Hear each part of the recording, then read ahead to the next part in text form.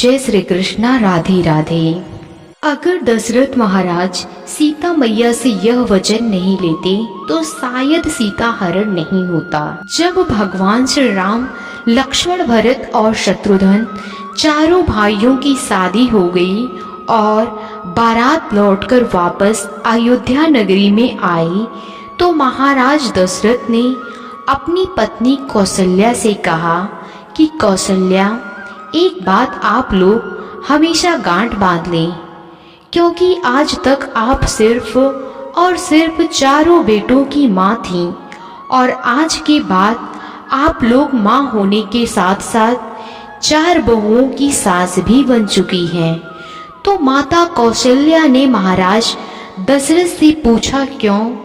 तो महाराज कहने लगे, सास और बहू का धर्म क्या होता है? दूसरे की बेटी हमारे घर में बहू बनकर आई है और सास का यह धर्म बनता है कि उसकी रक्षा ठीक उसी प्रकार करनी चाहिए जैसे आँखों की रक्षा पलक करती है। और नाना प्रकार के उपदेश दिए, बहुत तरह से उन्हें उनका धर्म समझाया।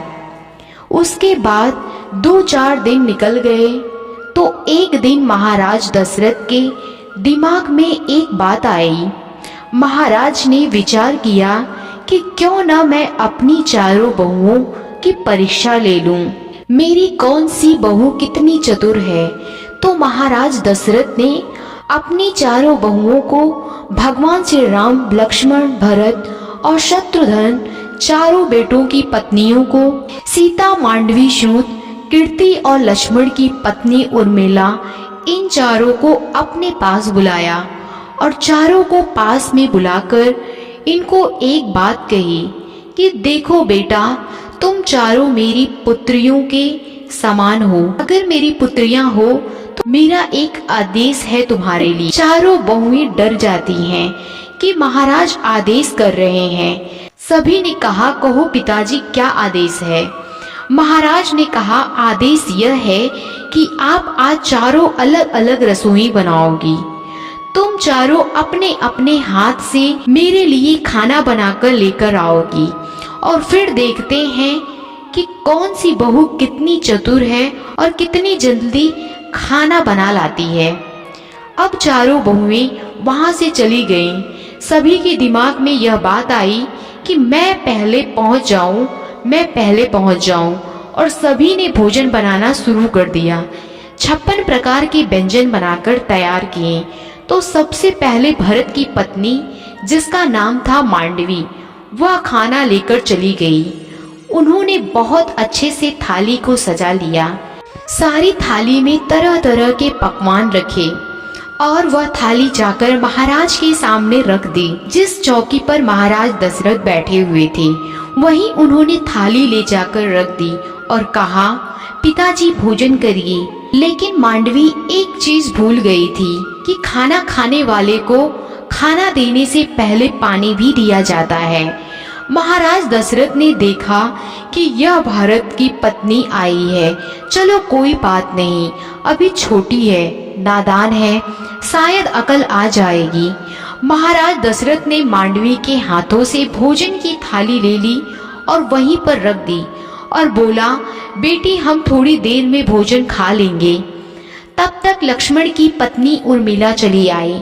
उन्होंने भी बहुत जल्दी में भोजन बनाया था। उर्मिला ने भी एक थाली में भोजन सजाया, अच्छे तरीके से भोजन थाली में लगाया और थाली ले जाने के बाद उर्मिला भी भूल गई कि महाराज दशरथ को पानी भी देना है। उर्मिला भोजन की थाली लेकर अपने ससुर यानी कि महाराज दशरथ के पास पहुंच गई।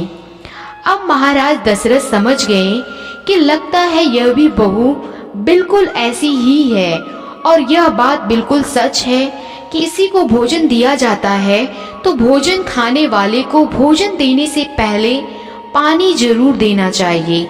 लेकिन उर्मिला भी भूल गई। महाराज दशरथ ने उनके भी हाथों से थाली ले ली और बोले, बेटा आप भी जाओ, हम भोजन कर लेंगे। तीसरे नंबर पर शत्रुघ्न की पत्नी आई, जिसका नाम था श्रुतिकीर्ति। और उन्होंने भी भोजन जल्दी जल्दी में बनाया था। भोजन इतना सुंदर बनाया था और इतना स्वादिष्ट बनाया था कि जिसका कोई जवाब ही नहीं था। लेकिन उनसे भी एक गलती हो गई। गलती यह हो गई कि श्रुतकीर्ति भी महाराज दशरथ को भोजन की थाली के साथ जल देना भूल गई। महाराज दशरथ ने श्रुतकीर्ति के हाथ से भी भोजन की थाली ले ली और वहीं पर रख ली और कहा, बेटा आप भी जाइए, हम थोड़ी देर में भोजन करेंगे। तीनों थालियां रखी हैं, भरत की पत्नी की, लक्ष्मण की पत्नी की और शत्रुघ्न की पत्नी की। लेकिन महाराज दशरथ ने किसी में से भी एक ग्रास भी भोजन नहीं किया। महाराज दशरथ विचार कर रहे हैं कि जैसे भोला भाला मेरा बेटा राम है और मुझे लगता है उसकी पत्नी सीता भी उतनी ही भोली भाली है, क्योंकि यह तो सभी बहुत चतुर हैं, इसलिए जल्दी भोजन बनाकर ले आए। लेकिन उधर जगत भवानी माता सीता ने बहुत सुंदर तरीके से भोजन बनाया, इतना सुंदर कि जिसमें से सुगंध ही अलग आ रही थी। और मैया सीता ने एक थाली में भोजन लगाया, 56 प्रकार के व्यंजनों को एक थाली में लगाया और थाली में लगाकर अपने हाथ में थाली उठाई और चलने के लिए तैयार हुई। तब माता सीता को ध्यान में आ गया कि किसी को भोजन देते हैं तो भोजन देने से पहले पानी दिया जाता है। अब मैया सीता ने विचार किया कि मैं तो पहले ही इतनी लेट हो गई हूँ, मेरी तीनों बहनें ससुर के पास भोजन लेकर पहुँच गई हैं, मेरे पिताजी मेरे बारे में क्या सोचेंगे। सीता मैया ने एक हाथ में भोजन की थाली और एक हाथ में जल का लोटा लिया। महाराज दशरथ के बीच चौकी पर बैठे देख रहे थे। रसोई की चौखट से एक पैर अंदर और एक पैर बाहर रखती हैं, तो महाराज दशरथ सोचते हैं कि वास्तव में सीता थोड़ी देर से जरूर आई है, लेकिन मेरी बहू बहुत ही चतुर है। एक हाथ में जल का लोटा और एक हाथ में भोजन की थाली लेकर आ रही है। सीता माता ने भी देख लिया था कि मेरे ससुर पिताजी मुझे देख रहे हैं, पता नहीं क्या जवाब देंगे। ऐसे ऐसे विचार सोचती हुई मैया सीता चली आईं। ऐसा हुआ कि थोड़ा सा हवा का झोंका आया और हवा के साथ एक तिनका उड़ता हुआ आ रहा था। ऐसे में महाराज की निगाह सीता के ऊपर थी और सीता की निगाह उस तिनके के ऊपर। माता सीता तिनके को देखकर सोच रही हैं कि अब मैं क्या करूं। वह तिनका उड़ करके खाने की थाली में गिर गया और माता सीता को तो पसीने आ गए। अब माता सीता सोचने लगी कि अब मैं क्या करूं। अगर यह थाली पिताजी को दूंगी तो पिताजी कहेंगी यह कितनी पागल है कि यह तिनका पता नहीं कहां से उड़ता हुआ आया है और भोजन अशुद्ध हो गया है। और अगर मैं वापस जाती हूँ तो पिताजी कहेंगे कि एक तो आई ही इतनी देर से है और अब पता नहीं क्या भूल गई कि दोबारा लेने गई है। और तीसरी बात, मेरे हाथ दोनों भरे हुए हैं। मेरे एक हाथ में तो थाली है और एक हाथ में जल का लोटा। अब इस तिनके को उठाऊं तो कैसे। माता सीता कोई साधारण स्त्री नहीं थी। माता सीता तो भवानी थी। भवानी माता को ऐसी बातें सोचते सोचते क्रोध आ गया। इतना क्रोध आया कि जब माता सीता की दृष्टि उस तिनके पर पड़ी तो उसे राख बनाकर उड़ा दिया। यह चमत्कार महाराज दशरथ ने अपनी आंखों से देख लिया। अब महाराज दशरथ के सामने मैया सीता ने जा करके जल का लोटा रखा और थाली हाथ में लेकर पिताजी की तरफ की और बोली, पिताजी भोजन करे।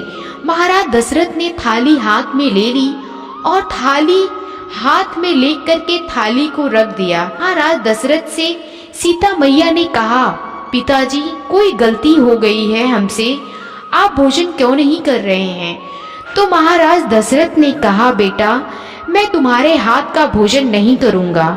मैया सीता घबरा गई, पिताजी ऐसी कौन सी भूल हो गई हमसे जो आप मेरे हाथ का भोजन नहीं करना चाहते। महाराज दशरथ ने कहा, हाँ बेटा मैं तुम्हारे हाथ का भोजन करूंगा ही नहीं। माता सीता ने कहा, क्यों नहीं करेंगे पिताजी। महाराज दशरथ ने कहा, बेटा मैं तुम्हारे हाथ का भोजन तब तक नहीं करूंगा जब तक तुम मुझे एक वचन नहीं दोगे। महाराज दशरथ की बात सुनकर के माता सीता ने विचार किया कि आखिर वह मेरे ससुर हैं, मेरे पिता के समान हैं, पता नहीं क्या मांगेंगे। माता सीता ने कहा, जो आप वचन हमसे मांगेंगे मैं दे दूंगी, लेकिन आप भोजन कीजिए। दशरथ महाराज ने कहा, बेटा तेरे हाथ का भोजन तो कर लूंगा, लेकिन मैं ये वचन लेना चाहता हूँ कि तुम आज इसी समय मेरे सामने खड़ी होकर एक प्रतिज्ञा करो। सीता मैया ने पूछा, कौन सी प्रतिज्ञा? तो वह बोले, मैंने अपनी आंखों से देखा कि भोजन की थाली में एक तिनका गिर गया था और उस तिनके पर तुमने अपनी दृष्टि डाली थी, उस तिनके को तुमने राख बना दिया। आज तुम मुझे वचन दो कि तुम आज के बाद कभी भी किसी के ऊपर अपनी ऐसी दृष्टि नहीं डालोगी।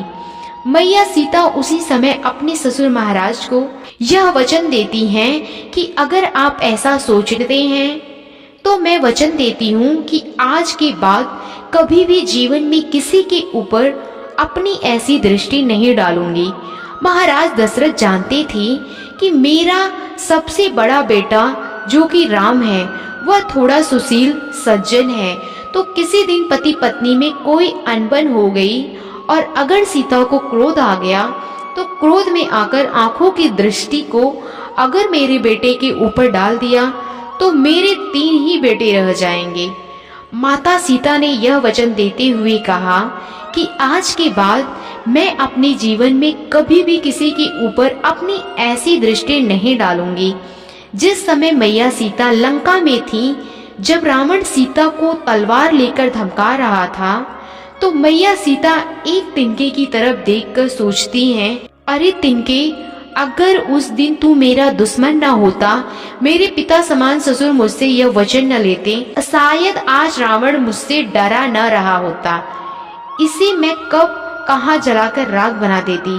महाराज दशरथ की इसी गलती के कारण सीता मैया जी रावण की कैद से खुद को मुक्ति नहीं करवा सकी थी। तो दोस्तों, उम्मीद करती हूँ आपको ये कहानी अच्छी लगी होगी, तो कृपया कर लाइक करें, शेयर करें, कमेंट करें। अगर आप हमारे चैनल पर नए हैं तो चैनल को सब्सक्राइब करें।